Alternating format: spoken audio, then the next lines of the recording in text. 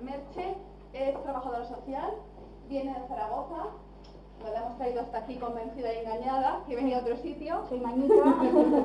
Y es autora de un blog, que ahora supongo que os contará algo, Sí. que se llama La Sonrisa Vacía. Y bueno, nos va a hablar de ayudas. Ellas han apoyado toda la legislación en Valencia para poder venir, porque la legislación en la zona es distinta. Pero cualquier duda que tengáis, y os ofrece con deshonorar en cualquier otro momento, vamos a intentar ver el punto de vista de un trabajador social, ¿vale, Merche? Te dejo ya. Vale. En primer lugar, En primer lugar, gracias a todos. Gracias también a Ana por haberme traído hasta aquí. Yo soy Merche Cardona, soy trabajadora social e integradora social. El micro, ¿dónde está? A ver si me lo van a escuchar. Vale, ya está. Como os decía, soy trabajadora social e integradora social. Tengo un blog que se llama, un blog sobre Alzheimer, que se llama La Sonrisa Vacía, donde expongo algunas cosas, bueno, expongo el día a día dedicado a los cuidadores. Sobre todo es un blog para cuidadores, ¿de acuerdo? Es un blog enfocado hacia aquellas personas que están o en el momento del diagnóstico o ya han recibido el diagnóstico de su familiar y se sumergen en internet o en la red en busca un poco de esa información que a todos nos falta o a todos les falta cuando reciben el diagnóstico, ¿de acuerdo? Es un blog que surge de la necesidad sobre todo que yo he detectado basada en el desamparo de esos familiares que reciben el diagnóstico de la enfermedad de Alzheimer y que no reciben nada más, porque a veces no se recibe nada más.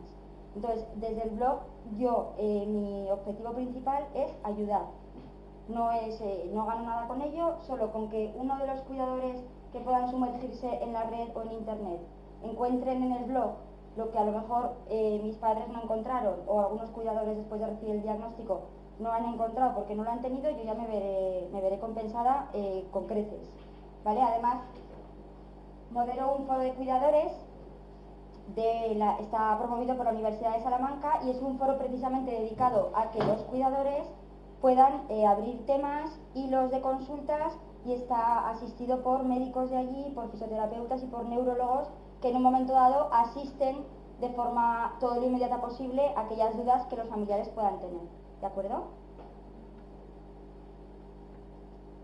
Vale.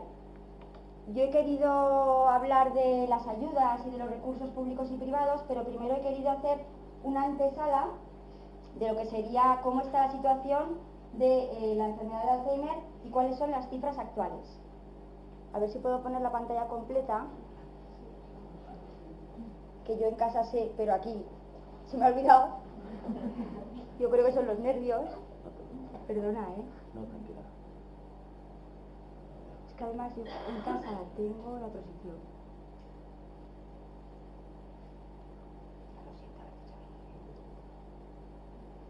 Se veía chiquitín. Aquí Genial, se te ve bien, pero ahí genial. se te ve así, ¿vale? Perfecto. Simplemente botón. Vale. Vale.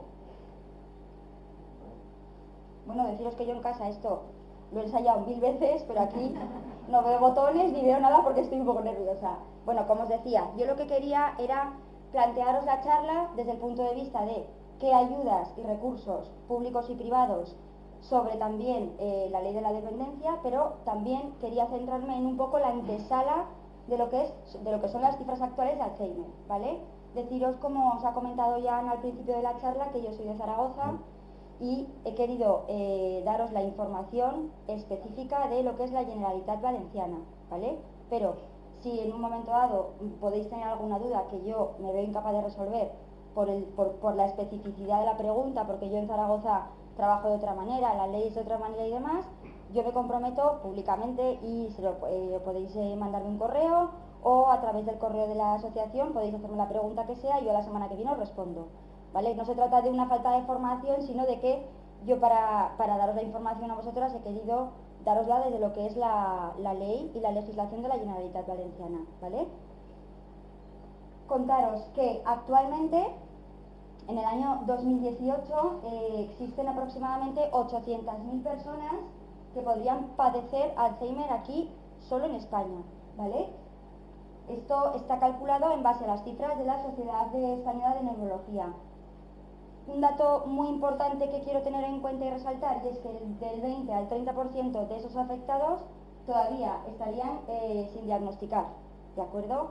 Y cuando hablamos de casos leves, o sea, del debut de la enfermedad muy inicialmente, de casos muy leves, se estaría elevando el porcentaje de personas sin diagnosticar al 80%.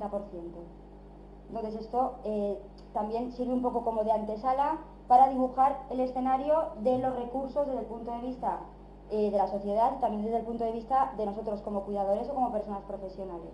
Tenemos que saber los recursos que existen, pero también desde el escenario que se nos plantea, ¿de acuerdo? Sobre todo aquí en España.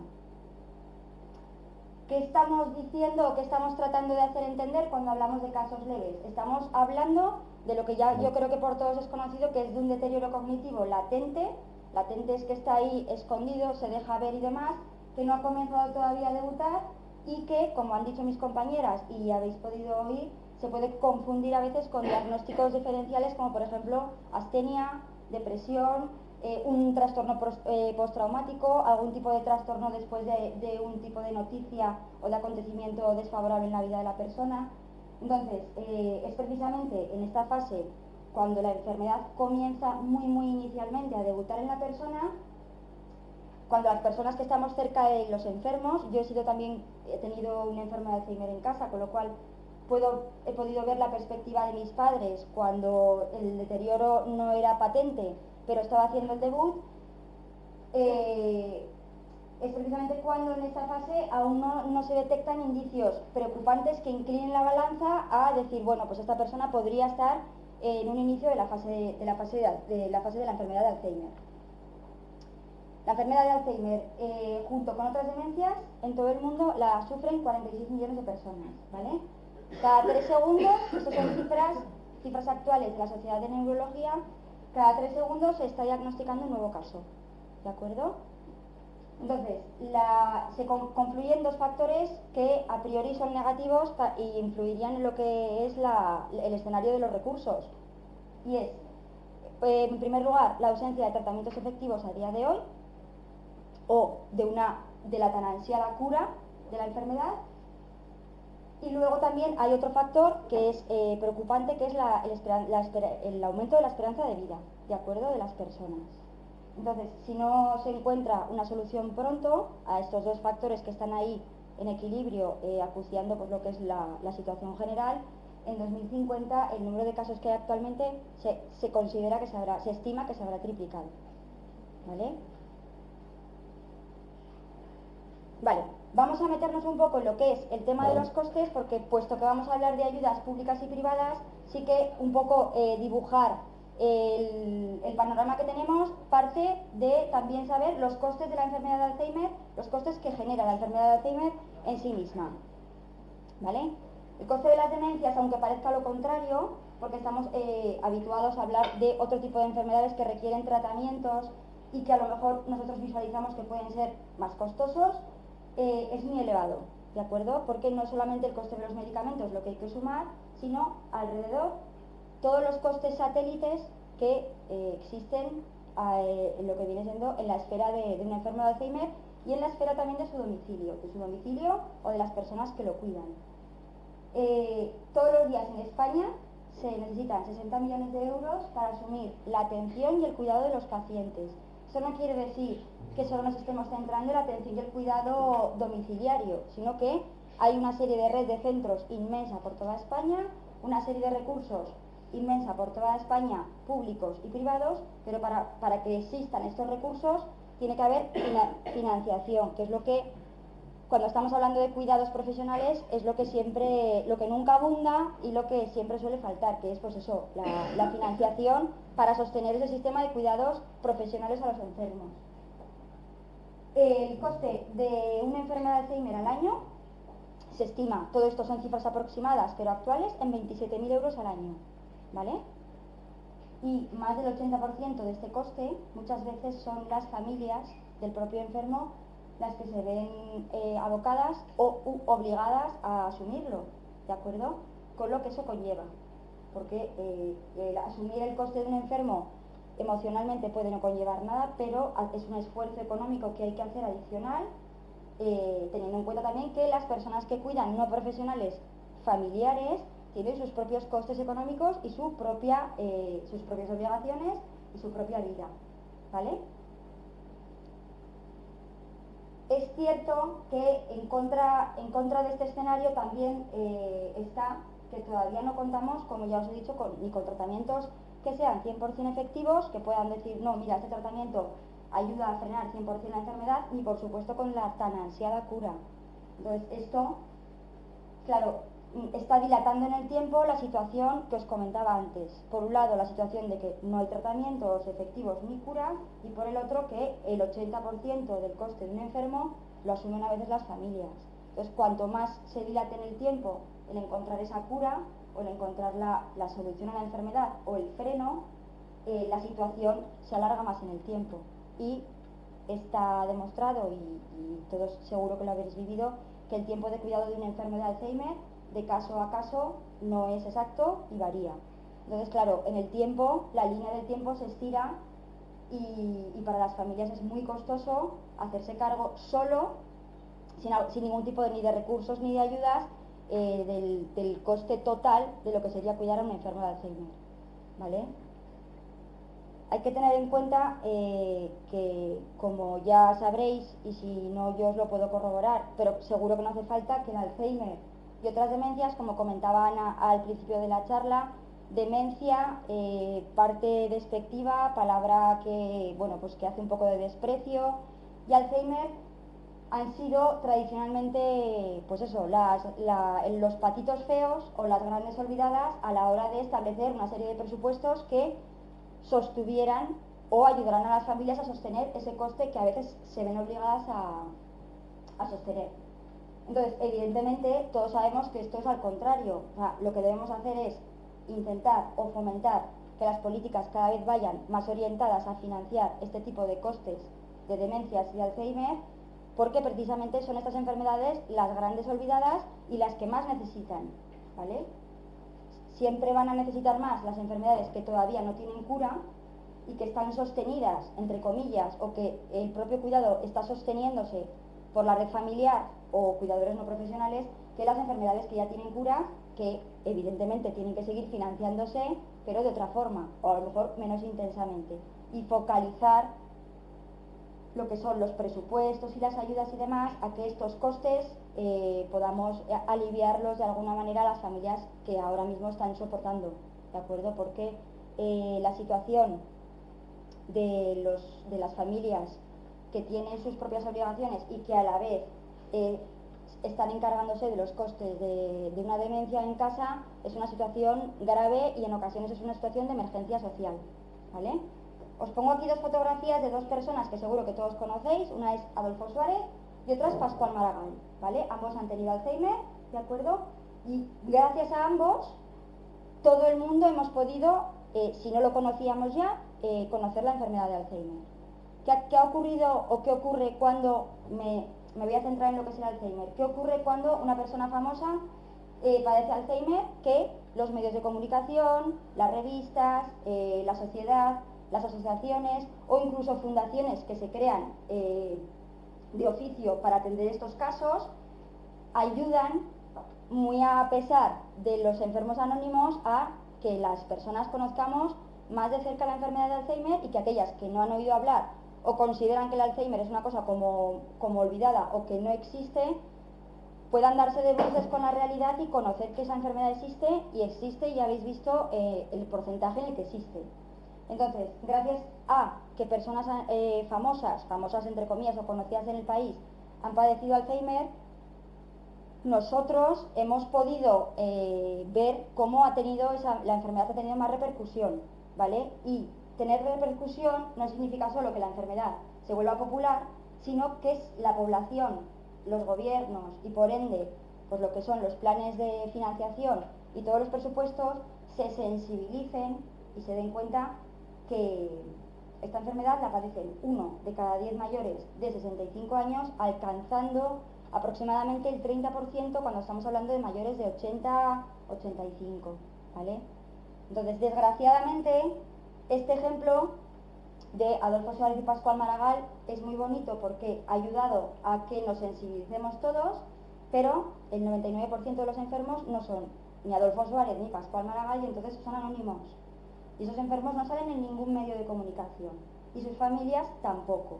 Entonces, ¿qué ocurre cuando los enfermos no son anónimos? Pues que las familias, en ocasiones, como os comentaba, hacen frente a los costes del cuidado del enfermo, no salen en absolutamente ningún medio de comunicación y nadie lo sabe.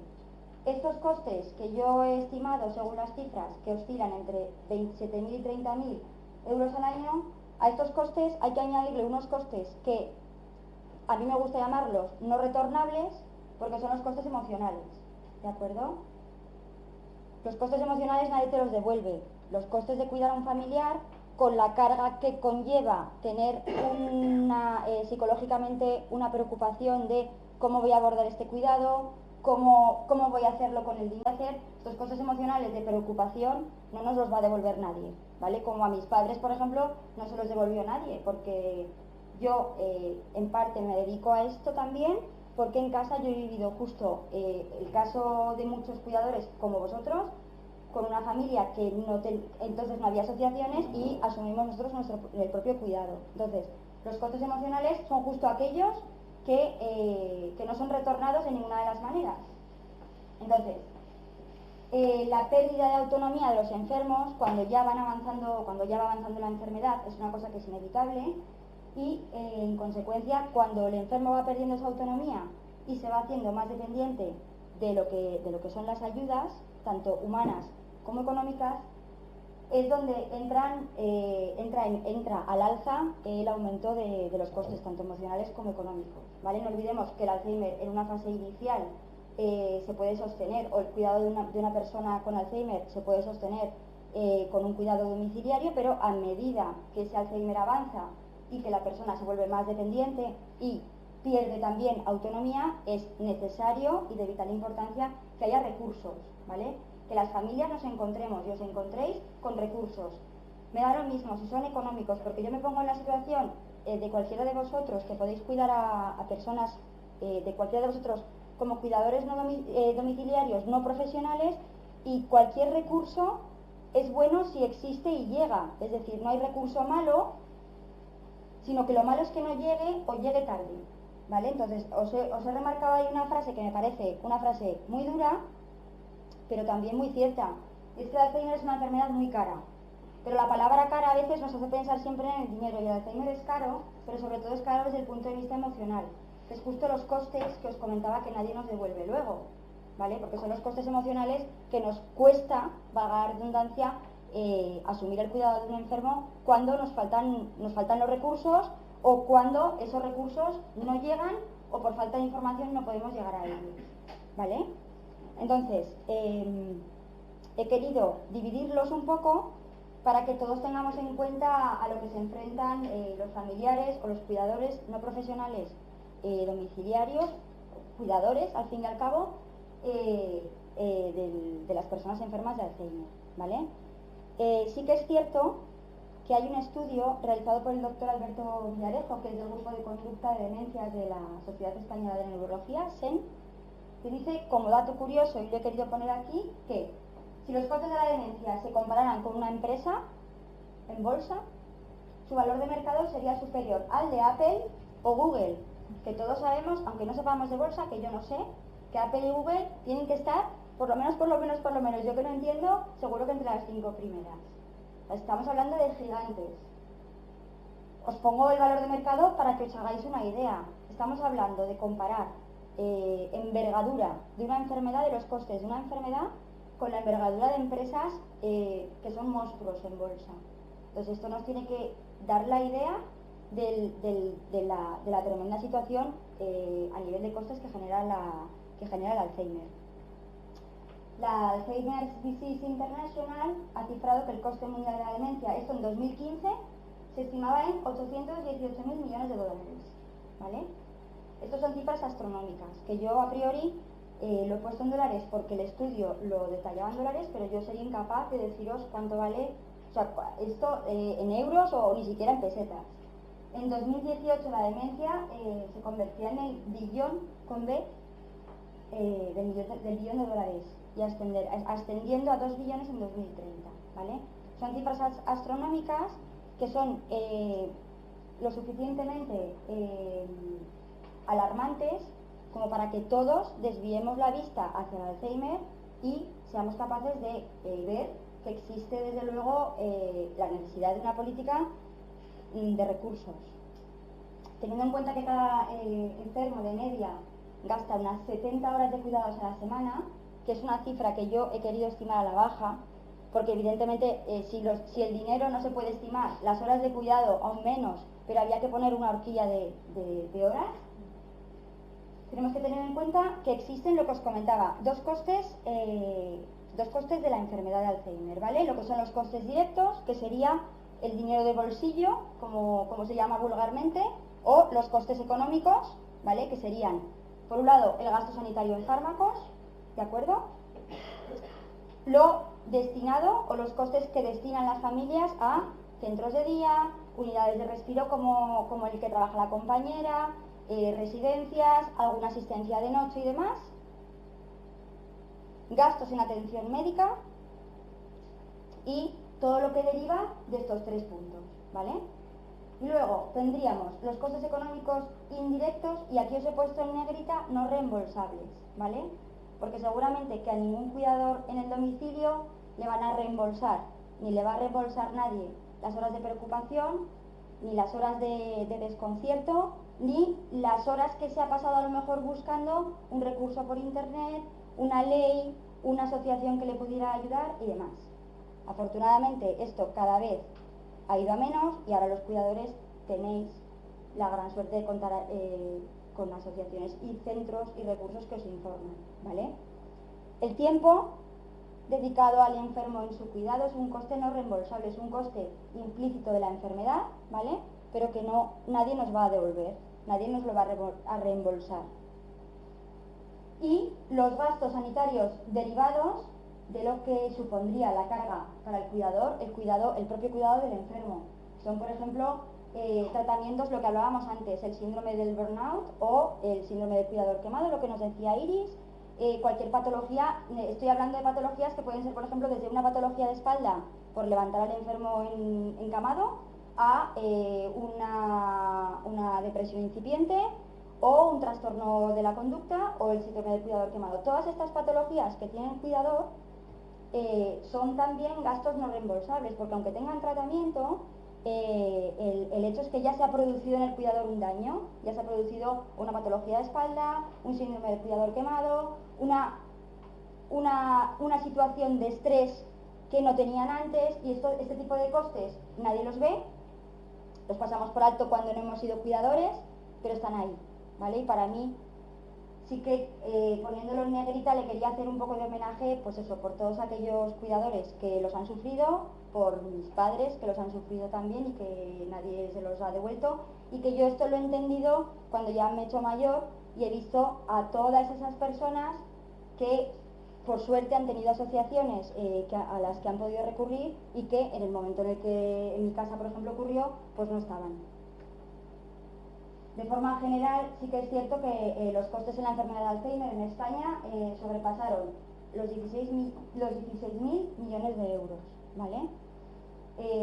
Esta dolencia, en lo que es el ranking de las enfermedades cerebrales, se encuentra en gasto a la cabeza, ¿vale? En segundo puesto por detrás de la esclerosis múltiple, si contabilizamos lo que es el gasto por persona, ¿vale? Si quieres, perdona, si no quieres hacer fotos, yo la voy a dejar luego. Sí, lo que quieras, porque disfrutes, porque puedas no estar atenta. Yo luego la dejaré a disposición. ¿Cuál es el origen de todo? ¿Vale? El origen de todo y los efectos de los recortes, ¿vale? Algo muy importante que hemos sufrido en España, que seguimos sufriendo y que de manera directa ha afectado a lo que es los recursos, de lo que hemos venido a hablar aquí, de los recursos públicos y los recursos privados, ¿vale? Para entender los efectos de los recortes, lo que os comentaba, nos tenemos que remontar por lo menos 3 decenios atrás, como hace 30 años, cuando las asociaciones comienzan a unar fuerzas y a coordinarse, porque no contaban con ningún tipo de apoyo, ¿de acuerdo? Ni económico, ni informativo, ni de ninguna índole, para poder proporcionar servicios, o lo que es lo mismo, recursos, a los enfermos de Alzheimer, ¿vale? A coste de autogestionarse ellas mismas, ¿de acuerdo? Sobre todo focalizando lo que a veces se nos olvida, que es el bienestar, el bienestar, el bienestar. O sea, no el dinero, sino decir, bueno, aquí hace falta un recurso para atender a una persona enferma de Alzheimer. ¿Qué hay? Nada. ¿Y yo qué puedo hacer? Aunar fuerzas. El bienestar, el bienestar, el bienestar de la persona. Entonces, muchas de estas asociaciones actuaron en su momento como salvavidas de familias, como por ejemplo la mía, que no tenían dónde agarrarse porque no había recursos, aun a coste de que esas propias asociaciones tuvieran que autogestionarse porque no tenían ayuda, ¿vale? Entonces, sí que es cierto que como surgían de la propia necesidad, a veces sí que contaban con voluntariado, pero desde luego, sin el trabajo de personas como vosotros, estas asociaciones no estarían ahora en pie, y familias como vosotros, los que seáis familiares o cuidadores, o familias como la mía, no hubieran tenido la oportunidad de tener acceso a los recursos que os voy a contar, ¿vale? 2009 aproximadamente llegan los tan temidos recortes a lo que es todos los ámbitos, ¿vale? ¿Y qué vamos viendo? Aparte de la tan temida crisis, la situación precaria en algunos ámbitos, que las subvenciones, que es un pilar muy importante cuando hablamos de Alzheimer, de dependencia y de cuidados, se recortan, se congelan o incluso desaparecen, ¿vale? Yo desde donde soy os puedo contar casos de congelación, de recorte o incluso de desaparición, ¿vale? Entonces, claro, muchos centros se quedan sin plazas y otras familias se quedan sin trabajo o simplemente se quedan sin el recurso y tienen que asumir el cuidado, porque si yo no puedo llevar a mi familiar a un centro porque no tengo trabajo, porque la situación económica me viene mal dada, como se dice de donde soy y demás, tengo que asumir yo de alguna manera el cuidado. ¿Quién asume el cuidado? Aunque estemos en el 2018, pues evidentemente todavía lo asumimos las mujeres, ¿vale? Las mujeres de casa, me refiero a las mujeres de la unidad familiar, somos las que seguimos mayoritariamente asumiendo el cuidado de las personas enfermas de Alzheimer, por ejemplo, de nuestro domicilio, teniendo muchas veces que abandonar, si teníamos trabajo, nuestro puesto de trabajo para dedicarnos a lo que es el cuidado permanente y el cuidado exclusivo del enfermo de Alzheimer. Entonces, cuando dejamos nuestro trabajo y nos dedicamos al cuidado de una persona, también estamos haciendo que los ingresos de la unidad familiar disminuyan, ¿de acuerdo? Pero disminuyen los ingresos y también aumentan los gastos porque tenemos una situación que nos va a generar esos costes económicos de los que hemos hablado antes, ¿vale? Luego sí que es cierto que he puesto aquí cuando ya no sea necesario el cuidado del familiar, les será muy difícil encontrar un puesto de trabajo, porque sí que creo que es cierto que esto es de ley ponerlo, es decir, nos dedicamos al cuidado y luego nos descolgamos también un poco no, nos descolgamos del mercado laboral, de lo que es yo creo que del mercado laboral y lo que es a veces de lo que es la vida, entre comillas, sin querer sonar mal. Nos descolgamos de una vida que era nuestra para vivir la vida de otra persona, con los ojos de otra persona y bajo otro prisma, y dejamos la nuestra aparcada. Entonces, claro, esto sería otro coste emocional que también habría que añadir, ¿vale? ¿Qué ha ocurrido en otros casos? Lo que os contaba, familias que se han quedado sin trabajo, ¿vale? Evidentemente, si te quedas sin trabajo se reducen los ingresos y el coste, o lo que a mí me costaba el centro de día, la residencia o el recurso que yo tenía para mi familiar, yo no puedo hacer frente al gasto, y entonces, ¿qué hago? No hago frente al gasto y lo que hago es asumir yo el cuidado, porque es una mano de obra que yo me puedo ahorrar. Evidentemente no es lo mismo, pero claro, a la hora de poner en lo que es nuestra pizarra para ver la situación familiar, recortamos de donde podemos intuir que podemos gestionar nosotros el cuidado, ¿vale? Donde podemos tapar un agujero, por así decirlo, ¿vale? Otra de las cosas de las que habéis oído hablar, como hemos oído todos los que estamos inmersos en este mundo, familiares y demás, es la situación del copago farmacéutico. ¿Qué ocurre? Que el 20 de abril del 2012 se implantan unas medidas urgentes con el objeto de poder garantizar que el sistema de seguridad social se sostenga. ¿Y qué se hace? Se implanta el copago, ¿vale? Las personas con Alzheimer, debido a la medicación que tienen prescrita y debido a su patología, se oscila el gasto entre, bueno, los 220 euros al mes, ¿vale? Esto es estimado siempre, porque, a ver, evidentemente, cada persona es un mundo y el gasto de una persona no se puede contabilizar al céntimo, pero yo he querido hacer esta estimación sin olvidarnos de que a todo esto hay que sumar gasas, apósitos, pañales y otro tipo de ayudas técnicas que nunca jamás se nos ocurriría necesitar hasta que no nos vemos en la situación de atender a una persona con Alzheimer. Es decir, yo entiendo que ayudas técnicas así a priori a lo mejor nos suena como algo muy robótico, pero estoy hablando, por ejemplo, de una ayuda para que la persona se levante de la taza de aseo, por ejemplo. Estoy hablando de una silla que se pueda meter dentro de la bañera. Es que no son grandes cosas, ni son ayudas tecnológicas muy caras, pero que ya es un desembolso. Hay que ir a una ortopedia, hay que ir a un sitio especializado, y claro, todo ese tipo de cosas, si no se compran o no se gasta en eso, van también en detrimento del cuidado de la persona. El gobierno estableció que los pensionistas pagaban un 10% del coste de las recetas y si el gasto, que evidentemente es en el caso del enfermo de Alzheimer se supera los 10 euros al mes, la administración les devuelve la diferencia, pero hasta que la administración nos devuelva la diferencia, lo adelantamos nosotros. Y si tú tienes una economía muy ajustada, con tus gastos ya muy colocados y como personas normales que somos, un imprevisto como tener que adelantar 180 euros, por ejemplo, para una ayuda técnica o X dinero, descalabra, ¿vale? Que sería la palabra más o menos que todo el mundo entendemos cuando hablamos de economía. Las asociaciones, por otra parte, sí que es cierto que han planteado al Ministerio de Sanidad, Servicios Sociales e Igualdad que la medicación con respecto al copago, si es en caso de Alzheimer, la aportación sea reducida, ¿vale? Y ahora ya vamos a examinar la ley de la dependencia porque nos metemos de lleno en lo que vienen siendo los recursos, ¿vale?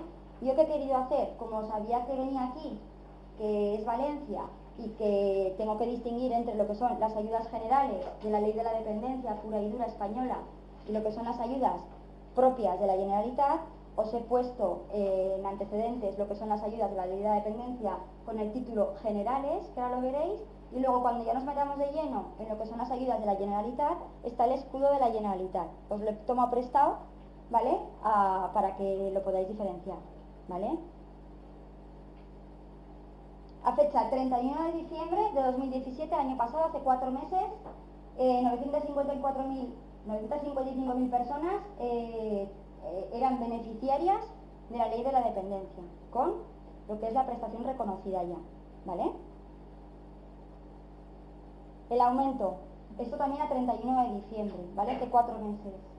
El número de personas beneficiarias pendientes de recibir la prestación por dependencia, bien sean recursos públicos o asistenciales o bien ayudas económicas, a 31 de diciembre del 2017 ascendía a 310.000 aproximadamente personas que están pendientes de recibir, pues eso, beneficiarias pendientes de recibir, ¿vale? Son muchas personas. Es que hablamos como cuando hablamos de los euros, que parece que 90.000 euros no es nada y no nos hemos dado cuenta que son 15 millones. Pues es que detrás de esas 310.000 personas hay muchísimas personas más, familias y demás, son muchísimas personas. Actualmente, esto sí que lo he querido poner, porque esto es de forma general en España, pero es importante, 224.455 personas en dependencia con grado 1, esto nos va a hacer un poco una visión global de lo que tenemos. 397.231 personas en situación de dependencia de grado 2 y 333.145 en grado 3, ¿vale? Como veis, los mayoritarios se encuentran en grado 2. pero esto nos hace un poco de visión global de lo que tenemos actualmente, de las personas que ya están percibiendo y sobre todo de aquellas personas que ya su propio nombre indica en el punto 2, beneficia a percibir nada. Os pongo esto porque habrá personas que son profesionales y lo sabrán, pero habrá personas que no tienen por qué saberlo si no tienen formación, ¿vale? O no han estudiado esto, que no tiene por qué ser los casos. Grado 1, la persona necesita ayuda para las AVD, que son las ABVD, que son las actividades básicas de la vida diaria, ¿vale? Al menos una vez al día, en lo que viene siendo toda su rutina diaria, ¿vale? O tiene alguna necesidad de apoyo intermitente limitado para lo que es la autonomía personal. La autonomía personal en su propio domicilio. Autonomía personal es la propia gestión, la gestión de su propia vida. Grado 2, nomenclatura o clasificación, dependencia severa. La persona con dependencia severa necesita ayuda para realizar las mismas actividades que en el grado 1, las actividades básicas de la vida diaria, pero ya no es al menos una vez al día o de forma intermitente, sino que las necesita 2 o 3 veces al día, pero no requiere el apoyo permanente, está en medio de las dos, es decir, ya necesita ayuda más veces que una, pero todavía no está necesitando el apoyo permanente de un cuidador exclusivo. Y grado 3, que es la denominada gran dependencia, que es cuando la persona necesita la ayuda varias veces, de forma casi permanente, para realizar las actividades de la vida diaria rutinarias, y ya estamos hablando de un grado de pérdida de autonomía total, es decir, necesita un cuidador permanente, ¿vale? Esto sería gran dependencia.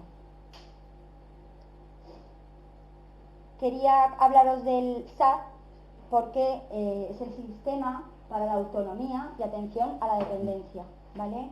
Este sistema es muy importante porque es el organismo que se encarga de que tengamos dos pilares fundamentales, que voy a ir hablando de ellos a lo largo de toda la presentación, que es, por un lado, la promoción de la autonomía personal, ¿vale? Y por el otro, la atención a las personas en situación de dependencia.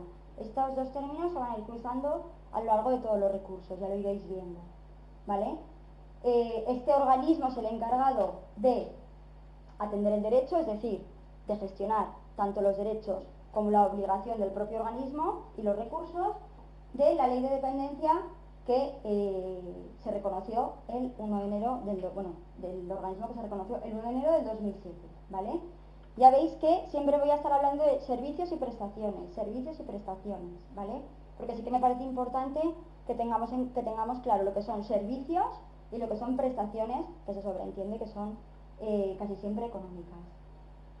El SAD, que lo vamos a ir viendo a lo largo de todas estas diapositivas siguientes, es el conjunto de servicios y prestaciones, ¿vale?, destinados a promoción de la autonomía personal, es decir, a promover que la persona en situación de dependencia sea dueña y capaz lo máximo posible de lo que es la gestión de su vida, y por otro lado, la atención y la protección a la situación de las personas que ya están en dependencia a través de recursos públicos y privados, que lo que hacen, por supuesto debidamente acreditados, que lo que hacen es siempre focalizar la mejora en lo que es las condiciones de vida de los usuarios o de los enfermos, ¿vale?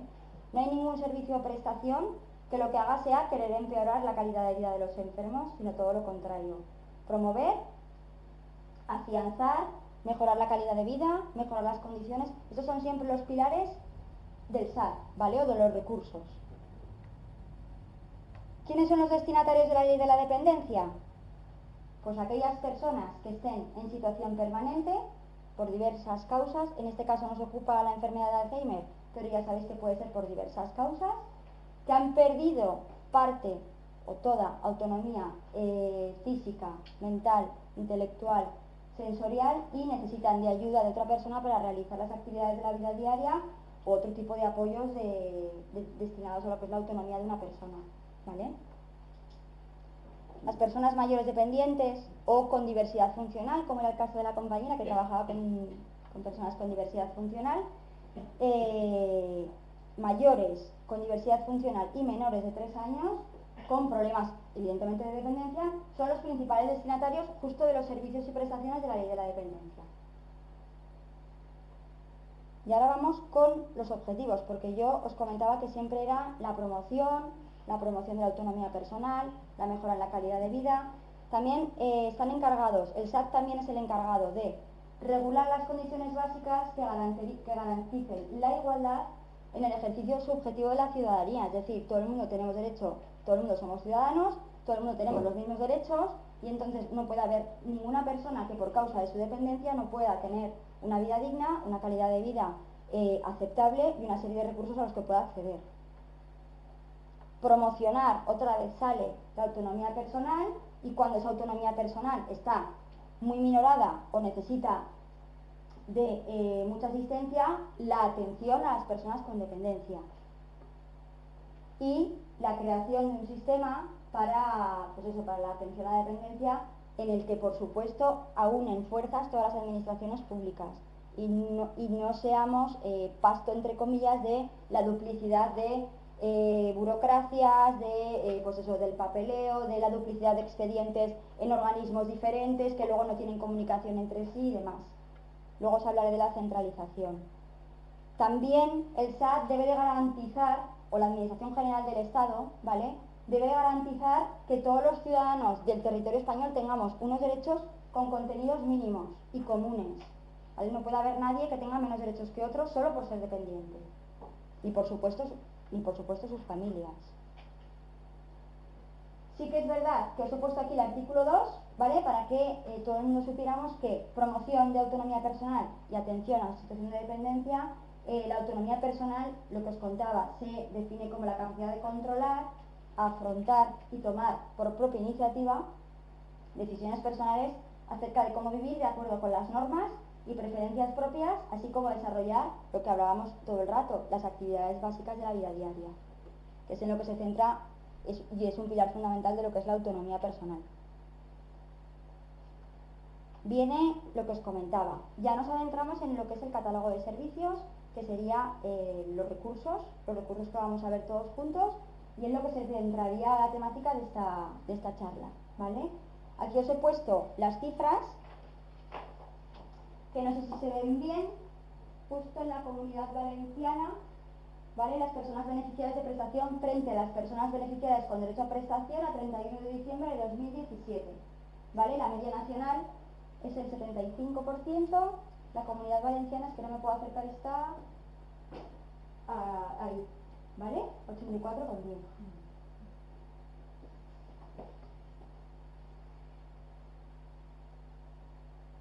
Prioridades.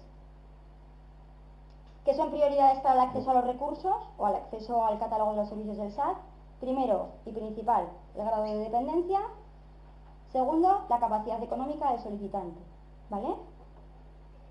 O su guardador de hecho o su tutor en caso de que la persona esté incapacitada y se solicite mediante otra persona, ¿vale? Las personas en situación de dependencia que no puedan acceder a los servicios por aplicación de cualquiera del régimen de prioridad que yo he puesto, o grado de dependencia o capacidad económica, tendrán derecho a una prestación económica vinculada al servicio, que ahora veremos lo que es.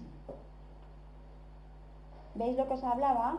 Os he puesto primero el catálogo de servicios de carácter nacional, que es el catálogo de España, o sea, el catálogo de la ley de la dependencia español, ¿vale? Es general,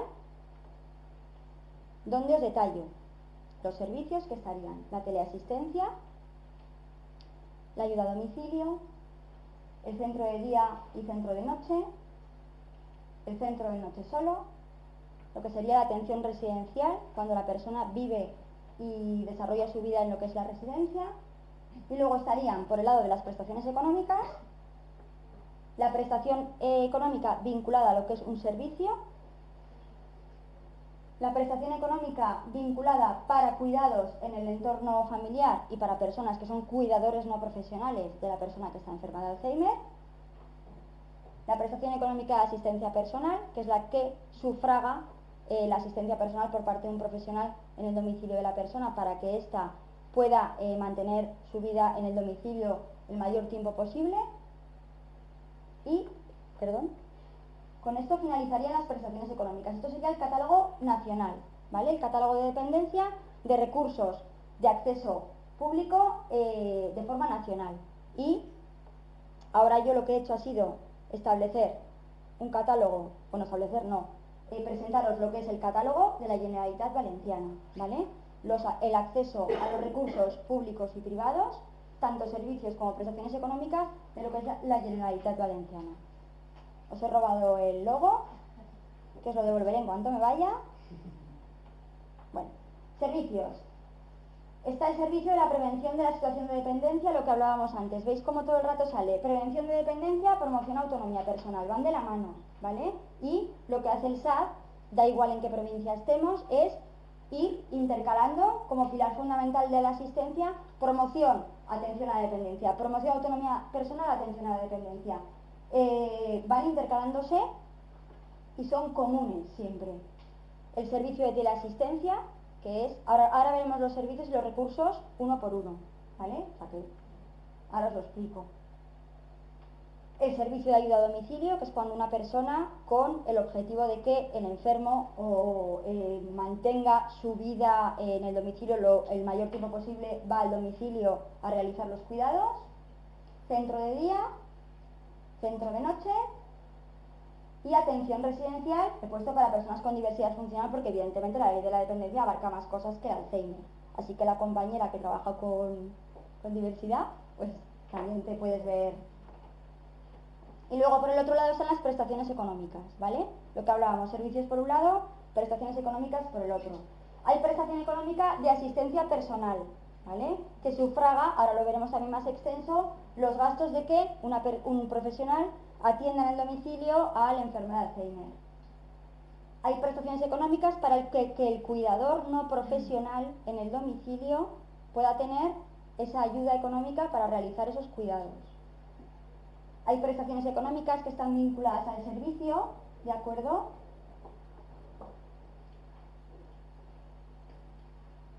Prestaciones para el centro de día,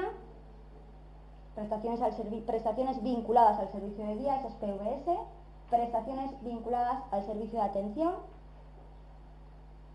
prestaciones vinculadas, lo mismo, sale otra vez a prevención y promoción, y prestaciones vinculadas para residencias, lo que vendría siendo desarrollar lo que es la vida de la persona en una residencia, en ámbito residencial, para personas con diversidad funcional, lo que hemos visto antes igual.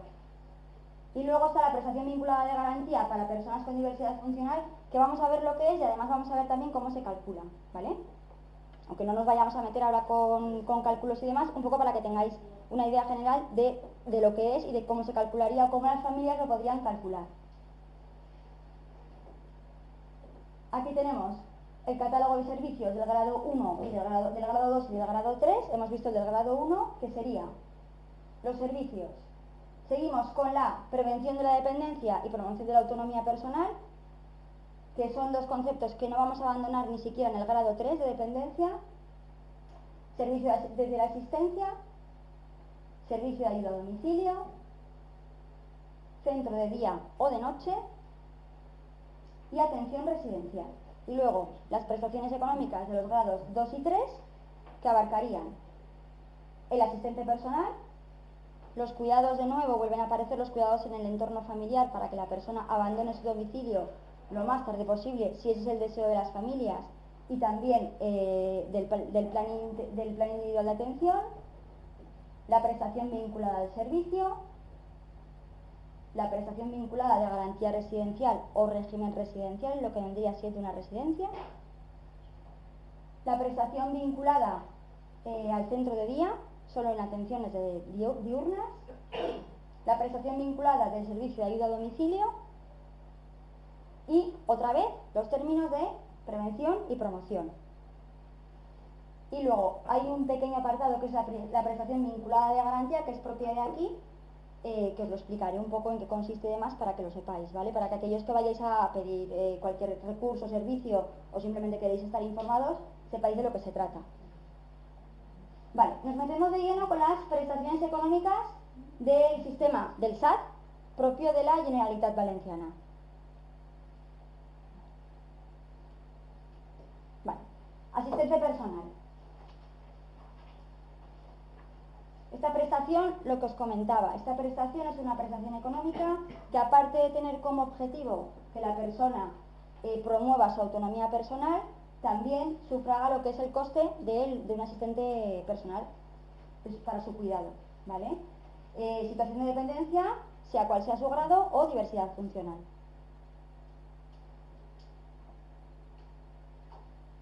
¿De qué manera nos ayuda esta prestación? Contribuyendo a que se contrate personal profesional en calidad de asistencia para que la persona pueda tener, volvemos otra vez a los conceptos de autonomía y calidad de vida, ¿vale? Esto sería un asistente personal profesional, porque ahora veremos lo que es una ayuda vinculada a lo que es los servicios de cuidadores no profesionales que podríamos ser nosotros, ¿vale? Esta ayuda tiene por objetivo la calidad de vida, sobre todo la autonomía y que la persona pueda permanecer en su domicilio. Prestación vinculada al servicio de ayuda a domicilio. Servicio de ayuda a domicilio con las siglas SAD, que es el que engloba siempre las acciones, sean cuales sean, que se llevan a cabo en el domicilio del enfermo de Alzheimer en este caso. ¿El objetivo cuál es? Volvemos a destacar la calidad de vida, la necesidad de que la persona vea la necesidad y la obligación de que la persona tenga cubiertas sus necesidades y que además pueda permanecer en su hogar en condiciones adecuadas. Esto me parece muy importante porque tendría que haberlo puesto en negrita, porque que permanezca en su hogar en condiciones adecuadas, es decir, que la persona no esté en su hogar solo porque a las personas de su alrededor les apetece, sino que esté en condiciones adecuadas. Que sea cual sea su grado de dependencia o su falta de autonomía, no tenga que estar en condiciones que no sean las adecuadas, ¿vale?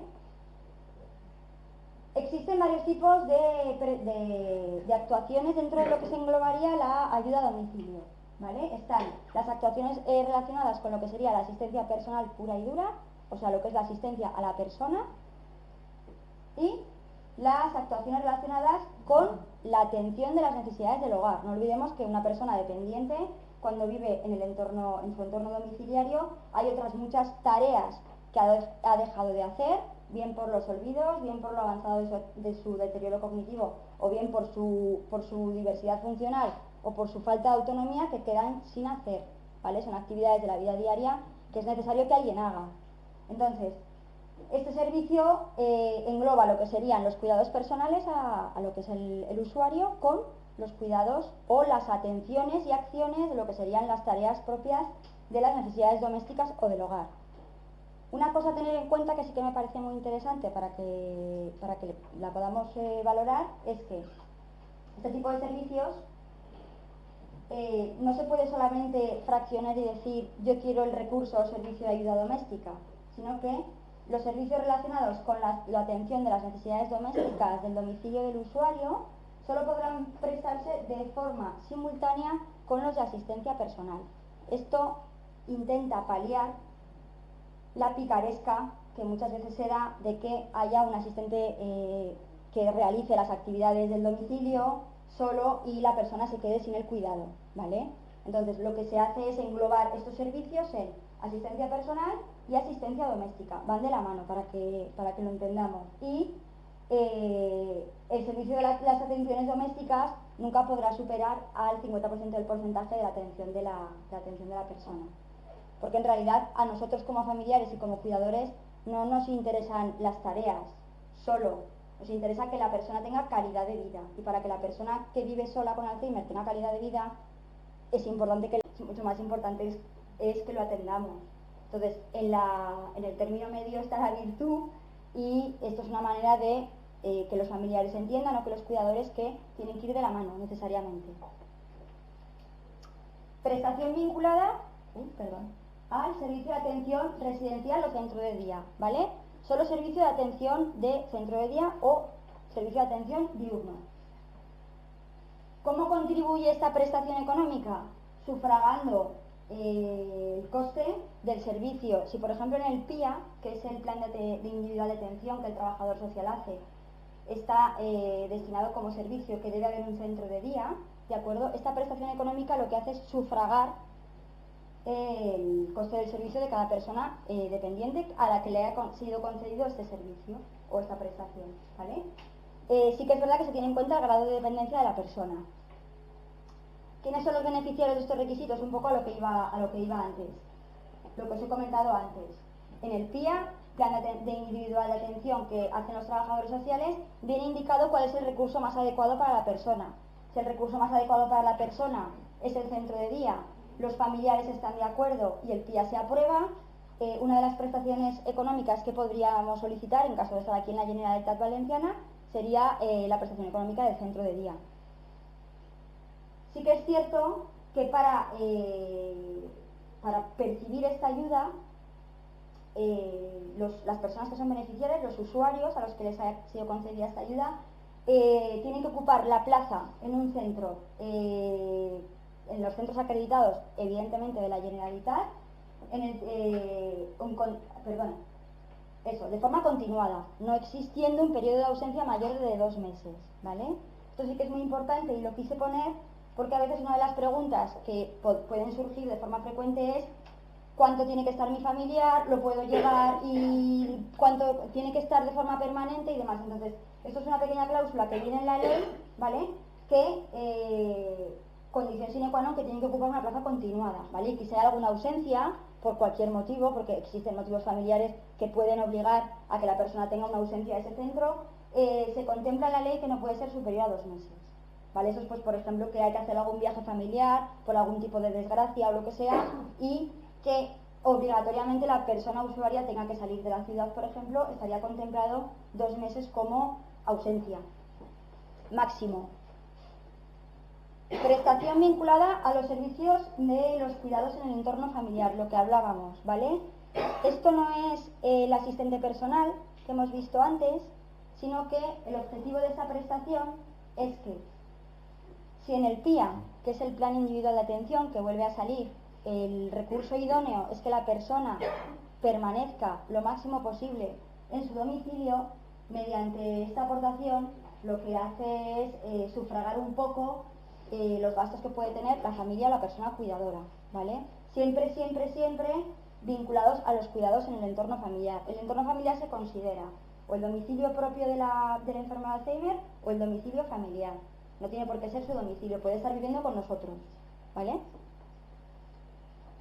Beneficiarios, lo que os hablaba, cuidadores familiares. Tengo ahí un micollo si quieres, ¿eh? Sí, Ah, vale. Por aquí sí que... Vale, si no te acerco, ¿eh? ¿No? Vale. Sí, aquí hay algo también. No, tengo ahí en el bolso. Vale. Esto sí que me ha parecido bien ponerlo como muy alejado del asistente personal para que todo el mundo lo pudiéramos diferenciar. Esto no es el asistente personal profesional que viene a casa a cuidar de nuestro familiar, sino que somos nosotros como cuidadores familiares los que, ya lo pone aquí, cónyuges, hijo, hija, hasta 4º grado de consanguinidad, los que nos ocupamos del cuidado, ¿vale? Y obtenemos una prestación, ¿de acuerdo? Pone hasta 4º grado de consanguinidad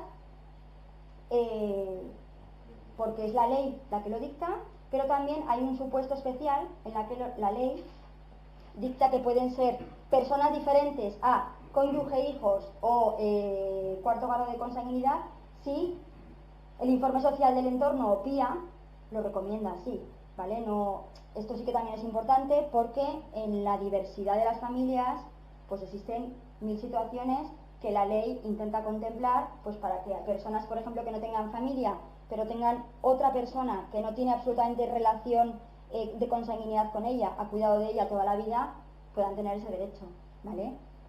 Que es el que querríamos tener todos, por otra parte. Y cuidadores no familiares, que puede ser aquellas personas acreditadas como idóneas, lo que estábamos viendo antes, que no son familiares, y que el informe social ha determinado que pueden ser idóneas para el cuidado de la persona, ¿vale? Lo que hablábamos de la prestación vinculada de garantía, que es lo que he estado estudiando yo estos días para poderoslo explicar sin dudas y sobre todo porque me interesa mucho este servicio, ¿vale? Me interesa mucho y me parece muy interesante. La prestación vinculada de garantía la vais a empezar a oír si estáis inmersos en trámites de lo que es dependencia o prestaciones y demás. Se ofrece de oficio, ¿vale? De oficio es que se ofrece en el momento en el que se detecta esta situación, se ofrece por parte de la Consellería. ¿Y qué tiene por objetivo? Pues primero, paliar la enorme lista de espera que existe con respecto a personas que han tramitado la ley de la dependencia y están esperando recursos públicos residenciales, que tienen ya reconocido su grado de dependencia, lo que hablábamos antes, los eternos beneficiarios que están ahí en 310.000, pero que todavía no han hecho efectiva su prestación y que no tienen plaza en un radio de 20 kilómetros.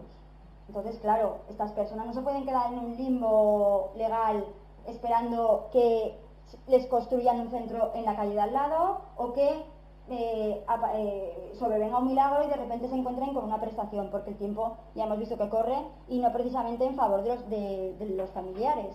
Entonces, en el supuesto de que no haya plaza pública en una residencia y esta residencia sea la acorde y esté en un grado superior a 20 kilómetros, ¿qué se oferta como medida sustitutiva? La posibilidad de cambiar esa plaza por una prestación económica vinculada a otra plaza de otra residencia que esté más cerca, porque evidentemente la lista de espera y el kilometraje es una de las cosas que son insalvables. Es decir, si hay 100 personas en lista de espera esperando para que mi familiar entre, esa lista de espera va a ir corriendo, pero evidentemente no va a ser mañana cuando se libere y cuando se descongestione. Y luego el tema del kilometraje pues es un tema insalvable. Entonces, la prestación vinculada de garantía es propia de aquí, de la Generalitat Valenciana. Yo no sé si de otras provincias, ¿vale? Ahí en Zaragoza no la tenemos. La prestación vinculada de prevención y promoción. ¿Veis? Volvemos otra vez a las palabras prevención y promoción. Y aquí sí que os lo he querido poner para que nunca nadie nos olvidemos de esto. Prevención de lo que es la dependencia dentro de las posibilidades y promoción de la autonomía personal de los enfermos van juntas, siempre en nuestro camino. Cuando acompañamos a una persona con Alzheimer, en este caso, prevención y promoción van juntas, no debemos de perderlas nunca de vista. ¿De qué se trata la prevención? De prevenir situaciones de agravamiento de la dependencia que ya existe. Es decir, yo siempre pongo el ejemplo de el botón de la camisa. Si yo deprisa y corriendo te abrocho el botón de la camisa porque voy deprisa, venga, ya mañana lo haces y tal, si yo 7 días hago eso, 10, al número 11 ya el botón de la camisa no se lo puedo abrochar solo, porque yo he estado 10 días abrochándole la camisa y he perdido ya esa poca autonomía o mucha, o ese pedacito de autonomía que tenía, ya lo ha perdido. Entonces, por un lado, la prevención es prevenir el agravamiento de esa situación de dependencia que había y que existía ya, y por el otro, promocionar todo lo posible la calidad de vida, ¿vale? Porque aunque sean enfermos de Alzheimer, tengan dependencia, tengan cualquier patología como diversidad funcional o cualquiera que sea la enfermedad que tienen, las personas tienen que tener siempre derecho de acceso a condiciones de vida saludables y recursos, sean biopsicosociales, psicosociales o de cualquier otra índole. Y lo que os contaba del botón de la camisa, la autonomía personal para que la persona dependiente mantenga es para que esa calidad de vida y esas pocas o muchas funciones que todavía hace, las siga haciendo el mayor tiempo posible, aunque le cueste, aunque se lo abroche mal, aunque no atine con el ojal. Esa autonomía personal que tiene es de él o de ella, y eso tiene derecho a que nosotros le fomentemos el poder tenerlo el máximo tiempo posible, ¿vale? Entonces, estas acciones, el plan vinculado del servicio de prevención y promoción, lo que hace es prestar servicios de habilitación y desarrollo de la autonomía personal, lo que hemos estado hablando, cuidados y apoyos en viviendas tuteladas, esto también sería para personas en diversidad funcional, estimulación cognitiva, importantísima, y atención temprana, ¿vale? Lo que sería también en la gama el catálogo de servicios de la terapia ocupacional, que es lo que hace al fin y al cabo todas estas actuaciones en mayor o menor medida hacen que la persona pueda tener, 1, calidad de vida, 2, autonomía personal conservada y 3, promoción de que no se agrave la situación que tiene en la actualidad.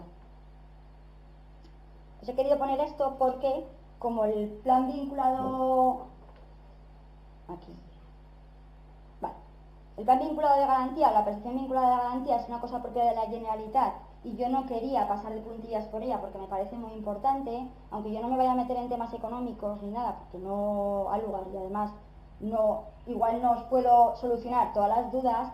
Yo sí que quería que las personas que estén aquí que hayan venido solo para informarse de los recursos, por lo menos se vayan con la fórmula de cómo se calcula, pero no vamos a hablar de fórmulas, no os asustéis, que yo soy de letras, tampoco, ¿eh? Entonces, la prestación vinculada de garantía es un servicio propio de la Generalitat que os da o aporta a las personas beneficiarias el coste del servicio, lo que costaría el servicio, menos la aportación de la persona usuaria. La aportación de la persona usuaria es lo que aportaría la persona usuaria, dejándole siempre un mínimo de dinero de bolsillo, que se llama, para poder vivir. Para que os lo estoy contando como me gustaría que me lo contaran a mí, porque la ley no lo cuenta así. La ley pone una fórmula como la de la fotografía y oye, ya tú en casa pues coges la calculadora y te haces tú tu composición. Entonces, yo lo que quería es que una persona, como por ejemplo mi madre, o una persona de mi familia que venga aquí a esta charla, si quiere saber cómo calcular esto, sepa más o menos cómo se puede llegar a hacer para que cuando vaya al organismo no se encuentre con una fórmula tan compleja como la que he puesto yo en la foto, ¿vale? Que es una fotografía. Entonces, el coste real del servicio es lo que nos costaría el centro de atención residencial, y si en algún momento oís aportación de la persona usuaria, es el dinero. No vais a oír aportación de la persona usuaria. Vais a oír, que es lo que pone en la ley, cuita de la tasa de atención residencial, ¿vale? Esto es ni más ni menos que en función de los ingresos que tiene la persona, descontando el dinero de bolsillo que le queda para vivir, lo que puede aportar, ¿vale? Entonces yo me pongo en el lugar de una persona que quiere saber esto y yo creo que es mucho mejor que lo hablemos así, que no que os diga cuita de la tasa de atención residencial, ¿vale? Porque hay personas que no tienen por qué saber lo que es y no están obligadas. Entonces, esto sería el plan o la prestación vinculada de garantía, que es lo que hemos visto que se convalida o se cambia cuando o no hay plaza en un centro residencial o el centro residencial está a más de 20 kilómetros de domicilio de la persona, ¿vale? Entonces, digamos que se cambia, es una permuta que se da. No tienes centro de atención residencial, yo lo que puedo hacer es, yo lo que puedo hacer como servicio de la Consellería es, de oficio, prestación vinculada de garantía, ¿vale? Entonces, perdón. Dime. Es en el lugar de una plaza pública. Claro, Esto. tú tienes una plaza pública, ¿vale? Tú tienes una plaza asignada y entonces está a más de 20 kilómetros de tu domicilio y no encuentras un centro, y en el PIA lo recomendado es que tengas un centro, por ejemplo, de atención diurna. Entonces, ¿qué se hace? Lo que se hace es darte el plan de lo que hemos visto, la prestación vinculada de garantía, que lo que te hace es te costea otro centro que esté cerca de tu domicilio, ¿vale? Porque claro, aunque no tenga plaza pública, una plaza privada. Te costea una plaza, claro. Entonces, por plaza pública se sobreentiende que no hay, porque o no hay plaza, o sea, o hay plaza y hay una lista de espera tremenda, supone que hay plaza, pero claro, hay 100 personas por delante de ti. Entonces, claro, plaza hay, pero a ti te urge que ese servicio te lo den. Entonces, como el tiempo ya hemos visto que en esas situaciones no juega a nuestro favor, sino todo lo contrario, puede haber plaza, pero puede haber lista de espera, o bien hay una plaza a lo mejor a 30 kilómetros. Entonces, lo que te dan es la prestación vinculada de garantía, ¿vale? Entonces, lo que hace es sufragarte otra plaza de otra residencia, aunque sea privada, para que tú tengas cubierto ese servicio, porque claro, tú puedes decir, bueno, pues no tengo plaza, hay lista de espera o está a 30 kilómetros. Entonces la residencia de enfrente de mi casa yo no me la puedo costear, por ejemplo. Entonces, la Consellería lo que hace es de oficio, el caso lo ve, de que tú cumples los requisitos, y lo que hace es coste de la plaza de la residencia de enfrente de tu casa, 10. Dinero de bolsillo que tienes tú para pasar el mes, 3, por ejemplo. Con lo restante, porque, claro, con la nueva modificación de la ley vuestra, lo que se ha hecho es incrementar ese dinero de bolsillo, que estaba en 175 euros y ahora ha pasado a 219. Bueno, y ahí no entro, pero es verdad que yo sí que he venido bastante bien informada, y lo que se ha hecho ha sido eso, cuantificar a la alza o aumentar ese dinero de bolsillo. Por ejemplo, en otro tipo de casos lo que no se tiene en cuenta como dinero de bolsillo es las pagas extras, porque claro, a ver, todos nos entendemos, ¿vale? Eso, os quería hablar del programa ya me perdona, bueno, voy a decir quédate cerca y lo que está en valenciano, pues lo podéis decir vosotros, que a veces lo voy a decir mal y me vais a pegar. Seguro que no. ¿Vale? Es un programa que tenéis vosotros de la Generalitat, ¿vale? Que se llama Quédate cerca, ¿vale? Que es precisamente el pilar de la prestación vinculada de garantía. ¿Qué ha hecho que inventen, entre comillas, o que surja esta prestación de lo que hemos hablado de la residencia de 20 kilómetros y demás? Que nuestro familiar se quede cerca. Programa Quédate cerca, porque claro, 20 kilómetros son muchos kilómetros, ¿vale? Entonces el programa Quédate cerca lo que ha hecho ha sido que a las personas a las que les toque una residencia con una distancia de más de 20 kilómetros tengan la prestación vinculada de garantía, ¿vale? Una plaza residencial cerca de tu gente beneficia a las rentas más bajas, que ya lo hemos visto cuando hemos hablado del dinero de bolsillo, y también se intenta dentro de este programa Quédate cerca que la residencia, pues lo que hablábamos antes, que sean espacios cálidos, que no sean centros fríos, que no pensemos que vamos a llevar a nuestro familiar a un centro donde no le van a cuidar bien y demás, ¿vale? Y ahora nos metemos de lleno con lo que sería la última parte de los recursos, que serían los servicios. Hemos visto lo que serían las prestaciones económicas, ¿vale? Lo relativo a la economía, y ahora vamos a ver lo relativo a los servicios. Vale, comenzamos con la prestación, con la prevención de, otra vez, de la situación de dependencia y promoción de la autonomía de la persona con Alzheimer, ¿vale? Es muy importante que los servicios sociales y los servicios de salud estén coordinados, ¿vale? Otra vez volvemos a lo mismo, a no duplicar los expedientes, a que no haya dobles evaluaciones, a que no tengan comunicación entre los recursos, porque lo único que conseguimos con eso, y hablo desde mi propia experiencia de Zaragoza, no estoy hablando de vosotros ni muchísimo menos, es que al fin y al cabo lo pagan las personas, no lo paga nadie más. O sea, porque yo duplique el expediente, no lo va a pagar nadie más que el destinatario de ese recurso. Entonces, servicios sociales y de salud tienen que ir a la par, ¿vale? No puede ser que el trabajador social dictamine en el PIA un tipo de servicio y que el médico de atención primaria o el neurólogo u otro organismo dictamine otro, porque al final el que se queda en tierra de nadie es el enfermo, si es que no pierde nadie más que él.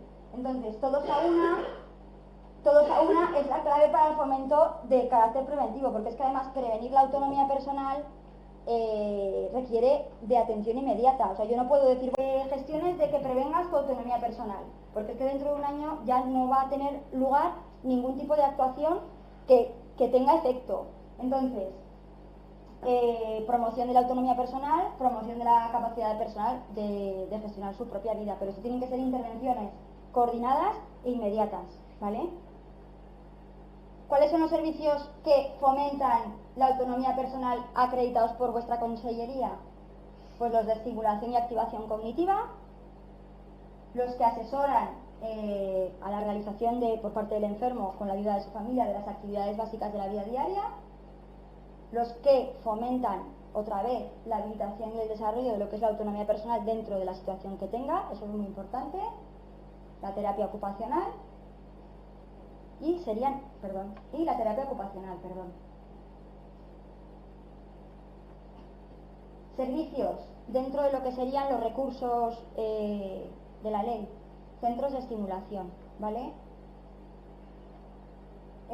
Importantísimos, yo diría que claves, ¿vale? En lo que es el tema del Alzheimer. Que ofrecen una atención manteniendo siempre, volvemos a lo mismo, las capacidades que ya tenían, mejorando las que han podido perder, ¿vale? Y sobre todo centrándonos en mantener siempre en la calidad de vida que tienen, no empeorándola, y manteniendo el nivel de autonomía personal, que vayan a un centro, que tengan calidad de vida, que mejoren lo que hasta ahora se había deteriorado, que adquieran otras capacidades, como nos contaban al principio de la ponencia, que hagan otro tipo de aprendizajes, que no estarán en nuestro nivel los aprendizajes, pero que son aprendizajes al fin y al cabo, y que sobre todo sean terapias que estén centradas en la persona de forma individual, ¿vale? Son multidimensionales, pero a la vez son individuales. En estos centros, los enfermos, es lo que hablaba la compañera, no están en una silla 8 horas allí, dejados de la mano de Dios, ahora toca desayunar, pero te vuelvo a dejar en la silla. No son centros donde las personas están activas, participan en talleres, tienen terapias, tienen totalmente actividades hechas solo para la fase en la que están o para su caso concreto, ¿vale? Estimulación cognitiva, sobre todo, pilar fundamental para el estado de ánimo, para sentirnos útiles, para no sentirnos frustrados dentro de lo que es las capacidades que nosotros tenemos, evidentemente. La relación social, muy importante en esas personas que todavía están en esa fase de la enfermedad en la que no se quieren juntar con otras porque piensan que si hacen algún juego común se van a quedar fuera o se les va a olvidar algo o me rechazan o tal. Eso también es muy importante porque allí socializan y están todos juntos. Y lo que hablábamos antes, si yo comparto con un cuidador mis desvelos, me siento mejor, pero si yo comparto con una persona que tiene mi misma enfermedad, mis dificultades para volver las cartas boca arriba y acordarme de qué imagen estaba, también me siento bien. Y no es necesario que nadie me haga sentir peor ni mejor porque estamos todos igual, estamos todos haciendo ejercicios de estimulación. Entonces esto es una buena manera de que la persona retrase la aparición de otros síntomas, más deterioro, depresión, aislamiento y todo este tipo de cosas de las que nos ha hablado antes Iris. Esto sí que es verdad que constituye para todas las familias y para todos los cuidadores que confían en el centro, que es muy importante que esto se haga, un respiro, ¿vale? Porque es lo que hablábamos antes, mientras la persona está en el centro, la persona está cuidada, el centro ya se encarga de fomentar todas las actividades y la estimulación cognitiva y además el familiar lo que hace es respira, ¿vale? Puede dedicarse a otro tipo de cosas. Estos servicios, importante, de estos servicios la ley de 2015 ha eliminado el copago, ¿vale? Esto sí que os lo he puesto en todos los servicios, para que lo sepáis, porque esto es propio de, ya os digo, de vuestra ley. Entonces, para que aquellos que vayan a solicitarlo y demás, sepan, de todas maneras esto estará colgado, pero para que sepáis, importante, de los que se ha eliminado el copago lo he puesto. Centros de día. Si yo percibo como recurso un centro de día, estoy percibiendo la atención integral del enfermo diurna, ¿vale? Entonces, ¿qué estoy intentando? Que realice las mismas actividades que yo le puedo proponer en el domicilio para que mantenga la autonomía personal, pero en un centro de día, ¿vale? Y además también estoy asegurando que en el centro de día va a llevar unas rutinas que yo que por el trabajo, por la situación, no pueda hacer con él. En el centro de día lo van a llevar, lo van a atender allí durante un periodo diurno de las horas que sea y puede tener el servicio concertado para lo que es el día y puede combinarlo con la atención familiar, es decir, la persona que va al centro de día luego por la tarde está en su domicilio familiar. Entonces es una cosa que se puede ir combinando, ¿vale? Aquí, aviso importante, también os lo he puesto, ¿vale? Se ha eliminado el copago por la ley que os he puesto ahí, la 10/2015, ¿vale? Estos dos servicios, el de antes y el de ahora, el de la promoción de la autonomía personal y el del centro de día, no tienen copago aquí en la Generalitat. La teleasistencia, ¿vale? Es otro de los servicios dentro del catálogo de los recursos. La teleasistencia es un servicio telemático mediante el cual las personas que viven en su domicilio entran en contacto verbal inmediato durante las 24 horas del día con una persona que les va a atender. Si bien es cierto que esa persona les va a atender, también les puede derivar a otros servicios, es decir, la persona atiende la emergencia y a lo mejor esa persona es la encargada de llamar a la ambulancia, a su familia, a quien sea. Es una especie de servicio inmediato, urgente, en el que ya se canaliza la naturaleza del aviso, sea cual sea. Apoyo y respuesta inmediata, lo que os decía, durante 24 horas al día, ¿vale? Sea cual sea la emergencia. Se trata de tener un asistente virtual inmediato, sea cual sea la emergencia de la persona. Otro de los servicios, otro de los recursos con los que contamos en la Generalitat con la que contáis en la Generalitat es los centros de noche, ¿vale? Que es dar respuesta a aquellas personas que tienen necesidad de que el enfermo de Alzheimer que convive con ellos o sobre el que realizan sus cuidados pase a necesitar atención nocturna, sea por lo que sea, pues porque resulta que han hospitalizado a una persona de tu familia y tú tienes que estar justo en esa hospitalización, pero la persona no se puede quedar sola, ¿vale? O porque durante el día sí podéis estar con él, pero por la noche tenéis otro tipo de otro tipo de obligaciones o la situación que sea que requiera este servicio, ¿vale? Y por último hemos ido centro de día, centro de noche y ahora completo centro residencial, que es otro servicio que nos da la Consellería, ¿vale?, de carácter permanente. El servicio de atención residencial se diferencia del servicio de atención diurna porque la persona hace allí su vida, ¿vale?, desarrolla su vida en lo que es una residencia.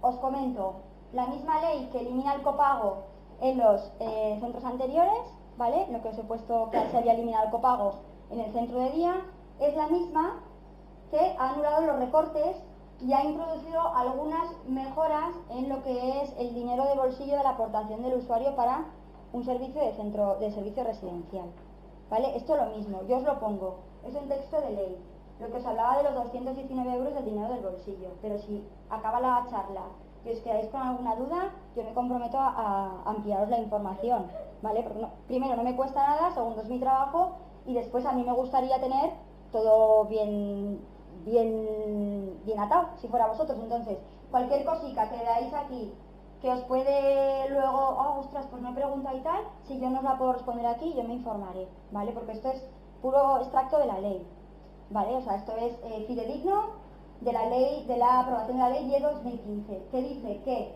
el dinero de bolsillo, lo que os decía, que le queda a la persona usuaria que recibe este servicio, en caso de personas de diversidad funcional son 345, el dinero del bolsillo es el dinero de vida, de hacer vida, para que nos entendamos. Y para las personas mayores son 219 euros, ¿vale? Luego pone para las viviendas tuteladas, porque, bueno, pues en tu caso a lo mejor, porque claro, esta ley abarca tanto la ley como la aprobación de la otra ley que mejora las aportaciones, ¿vale? Es una ley que está dedicada a personas con Alzheimer, diversidad funcional, tutelados y demás. Entonces, claro, son tablas monetarias que están aplicadas a depender de qué supuesto, ¿vale? Asimismo, se ha eliminado lo que os comentaba de las pagas. En este caso, si la persona que solicita este servicio tiene pagas, ¿vale?, no se cuentan como dinero de bolsillo. Si yo recibo 14 pagas, a la hora de decir cuánto dinero de bolsillo tengo yo digo que tengo 12 pagas. Las pagas extras no se cuentan. Eso también es un respiro. Porque claro, si se cuentan las pagas en lo que es el percibir el dinero de bolsillo, pues también nos muerden de la paga. ¿Vale? Llegamos a los programas de bono respiro, que es un programa especial que tenéis aquí en la Generalitat, que esto es de apoyo fundamental a los cuidadores, ¿vale?, no profesionales. Como su propio nombre indica, son programas de bono o respiro, y lo que hacen y lo que fomentan es que si hay una urgencia familiar, una imposibilidad, una enfermedad del cuidador principal, cualquier cosa, el programa de bono o respiro lo que hace es garantiza que puedas llevar a la persona a la que estás cuidando a un centro residencial para que lo atiendan temporalmente durante la duración de ese trastorno o de esa situación que es inevitable, ¿vale? Que se ofrecen ayudas para financiar las estancias temporales, ¿vale? No se ofrece un centro en sí, sino que lo que hacen es ofrecer ayudas, ¿vale? Porque son personas que se da por hecho y por entendido que ahora están recibiendo, cuando piden el bono respiro, están recibiendo los cuidados en su propio domicilio. Entonces, de lo que se trata es de liberar un poco al cuidador principal que le ha podido surgir cualquier cosa. ¿Quiénes pueden ser beneficiarios? Esto sí que me parecía importante porque también esto es propio vuestro, ¿vale?, de la Generalitat, y por eso os lo he puesto en negrita. Personas mayores de 65 años o mayores de 55 años que estén diagnosticadas de Alzheimer o demencias, o sean personas dependientes y que estén empadronadas en la Comunidad Valenciana, ¿vale? Por eso que os digo que esto es propio vuestro. Son personas que evidentemente han cesado ya en la actividad laboral porque se han jubilado por lo que sea, y que evidentemente estas ayudas se publican en un documento oficial que establece los requisitos que hay que cumplir, ¿vale? ¿Qué servicios proporciona? Pues lo que os comentaba antes, ¿vale? Los que la normativa exige en los centros de día y de noche, y también un poco los específicos que estén adheridos a ese programa, ¿vale? Yo, si queréis, si necesitáis más información ampliada de los centros de bono respiro, de los programas que son implícitos a este servicio, yo sin ningún tipo de problema os lo miraré. Y hay varias modalidades del bono de respiro que también me parecía una cosa muy importante para aquellas personas que les parezca o buena idea o les parezca un recurso importante, ¿vale? Para que sepáis cuántas modalidades hay, que hay 3, y en qué momento se solicitan, no, en qué consisten, ¿vale? Está el bono mensual o verde, que es un mes, ¿vale? Yo voy a necesitar un mes porque resulta que han ingresado a mi marido, preveo que un mes, y yo no puedo hacerme cargo del cuidado de la persona que tengo en casa. Entonces, bono verde o bono mensual, que sería un bono respiro de un mes. Bono respiro de días o bono azul, ¿vale? Que lo que hace el beneficiario es elegir 20 días consecutivos, o por ejemplo agrupados de 2 en 2, pues se me ocurre, por ejemplo, porque el cuidador vaya a hacer un curso, se me ocurre. No tiene por qué ser una desgracia familiar, sino a lo mejor un curso, por ejemplo. Un curso que tenga miércoles y jueves todas las semanas y sepa que va a durar aproximadamente pues un mes, por ejemplo, ¿vale? Sería el bono respiro de días o bono azul. Bono respiro de fin de semana o bono blanco, que son 12 bonos para fines de semana, destinados para fines de semana. Los fines de semana que se seleccionen, ¿vale? Se me ocurren, pues eso, cursos, se me ocurren viajes, se me ocurren visitas familiares ineludibles, cosas que sean propias de que el cuidador principal tenga que hacer los fines de semana y que sean citas ineludibles, ¿vale? Entonces comienzan a las 9 de la mañana del viernes y finalizan a las 17 horas del domingo. Entonces abarcan lo que sería un fin de semana, ¿vale? En todas las modalidades, las fechas del centro evidentemente son a petición del beneficiario o de su tutor o de su guardador de hecho, que es la persona que va a tener que interrumpir el cuidado principal del enfermo casi siempre, ¿vale? Sí que es cierto que el plazo para las estancias hay que hacerlo antes convocan las estancias, se solicitan y hay que hacerlo antes de la finalización del año natural. Lo mismo, esto es propio vuestro. El que quiera más información, yo sin ningún tipo de problema lo pillaré y os la daré. ¿Es compatible? Tengo las compatibilidades ahí, ahora te lo digo. Ay, espera que no puedo pulsar. Ahora te lo digo, ¿vale? Te lo digo porque tengo las compatibilidades ahí. Es que las compatibilidades son una cosa muy farragosa. Entonces, si os lo explico aquí, son cosas que no se le quedan a nadie en la mente porque, claro, es mucha... Esto con esto, sí, ¿sabéis? Entonces no te preocupes que ahora te lo cuento. Y luego, por último, y estos son programas, se llaman programas de Alzheimer. He puesto 2017 porque la información que hay en la Generalitat es de 2017, pero bueno, entiendo que está vigente. Es muy interesante porque son programas de financiación, pero para el mantenimiento de centros que se dediquen a promocionar la asistencia y a promocionar la calidad de vida y la salud de los enfermos de Alzheimer, ¿vale? Que se nos olvida siempre que los centros, pero claro, los centros también necesitan, pues eso, ayudas y cuantas más mejor, si es en pos de los beneficios, ¿vale? Y los beneficiarios de este programa son los centros de la Comunidad Valenciana que estén subvencionados mediante la diferencia ingresos-gastos, ¿vale? Esto ya es propio de los centros, aquí ya no me puedo meter porque aquí ya sí que no, pero lo mismo, si en estas 3 diapositivas últimas que son propias vuestras, algo esta tarde o mañana se os viene a la cabeza, estoy a disposición, os puedo dar mi correo o escribís a la asociación y ya está.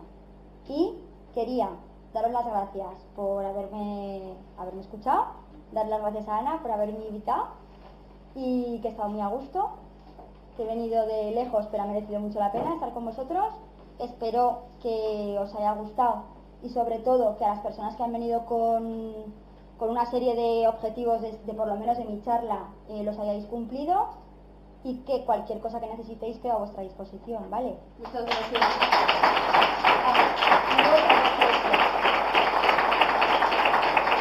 Muchas gracias. Dejaremos en la página web la información y también su correo electrónico, también tenéis el nuestro y cualquier cosa que queráis, aparte de que podéis ir descargaros toda la información que ya nos deje, ¿vale? Pues muchísimas gracias. No, gracias a vosotros. Os doy, ¿vale? Muy bien. Te voy a dar un detallito Hoy. para que te acuerdes de nosotros. Sí, jolín, Cuando desayunes por la mañana. Muchas gracias, Gracias por la muy contenta. Claro que sí. Muchas gracias a todos, Bueno, me marcho a mi tierra. Sí, me voy. Que ha sido un viaje.